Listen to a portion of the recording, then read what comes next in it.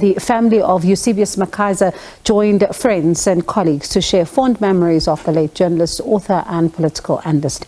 Now, a moving memorial service has been held at Parktown, Johannesburg to celebrate his life. McKaiser died a week ago, aged 44, sending shockwaves through the country. Eusebius and I had this bright idea once. It was December and Boney M was in town. And he said, "Friend, let's go." And I'm so foolish. I was like, "No, friend, this is not a good idea." I'm like, "Let's go." We bought the tickets and we trekked to Carnival City in Parktown. And we got to Parktown and boy was it Parktown. And we got there and there weren't too many people who looked like us, but hey, it wasn't going to stop us from singing along to Boney M. And we had the most fantastic time. And I must tell you, ever since, I heard the news of Yubi's passing, which is still somewhat surreal, Brown Girl in the Ring has been playing every day non-stop. So that is how cheesy Yubi could be. He really was an intellectual rock star. As an editor, I look at what we're doing today and I think he was our plan. And as the MD had already said, there's so many things we wanted to do with him that we're not going to be able to do. And there isn't anyone in the country or anywhere that we're going to find to replace Eusebius. He's not replaceable. He's just, you can find bits and pieces elsewhere in many different people, but you're not going to find what he brought to the table as an individual. And for that, we are grateful to the family, we are grateful to to his partner, to the friends and everyone for the time that we had him contributing to our platforms. We talked to one another about applying for Rhodes scholarships to Oxford, and we worried that our applications might feel too similar, and the selectors would think we can't have two debaters from the same little philosophy department at the same time. But I guess it was a weak year, and they chose us both, and off we went.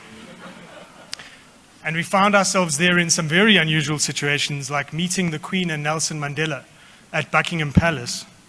And we looked at each other across that room, one boy from Mary Waters in Grahamstown and one from Robert Carruthers in Witbank.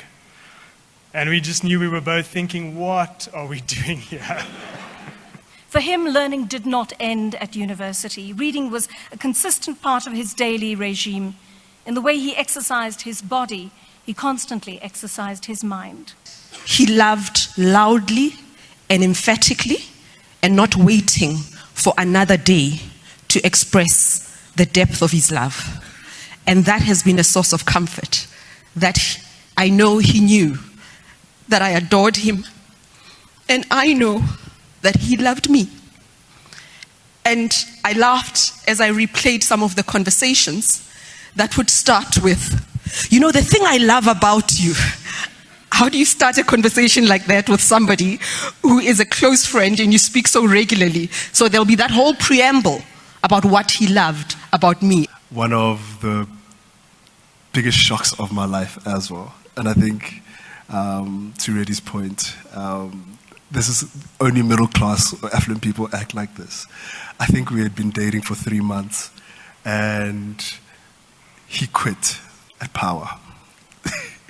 And for the life of me, I'm like, what are you going to do for money, bruh? And he was just like, no, don't worry.